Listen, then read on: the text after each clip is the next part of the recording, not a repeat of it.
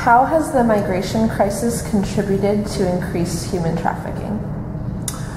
Well, the migration crisis has put some real pressure in the existing law enforcement framework that we have in most of our countries.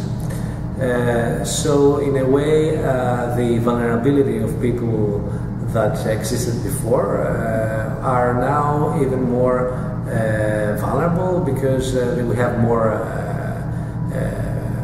people come into our countries, and we have a responsibility to protect them. So on the one hand, it's a big challenge for us, because as far as human trafficking goes, we are very active in trying to raise the awareness of the nexus, not just the awareness, but also to train the competent authorities on the nexus between smuggling and trafficking, and the fact that a lot of these people are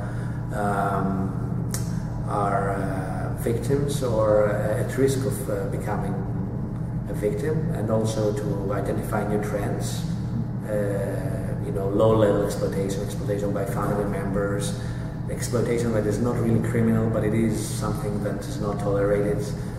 In what ways can we address the demand side of human trafficking?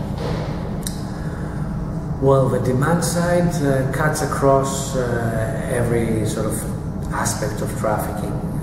Demand has to do, demand can be really addressed, first of all, by making society more aware of the vulnerable position of victims that sometimes are treated as illegal migrants, or with no sensitivity about their reality.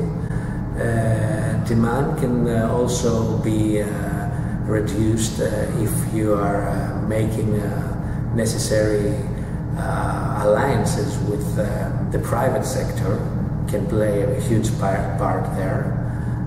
But also, when I say private sector, I'm talking about slavery-free supply chains, and how you train as a private sector your own employees, and how you train the consumer consciousness of the ordinary people. To what extent have international treaties and declarations helped to combat trafficking, and to what extent are they limited in their power? The reality is that the international treaties and organizations have created a solid framework for addressing trafficking, both as far as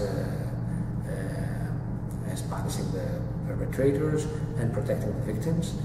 So we have very ambitious action plans, and we all have to comply with all the things that we have signed and ratified. So for us, the challenge is the national ownership of these best practices, because it is described in the law. So it is very important for us to train the trainers, to train the law enforcement and the other stakeholders to become part of the law, and to understand it, and to be able to implement it.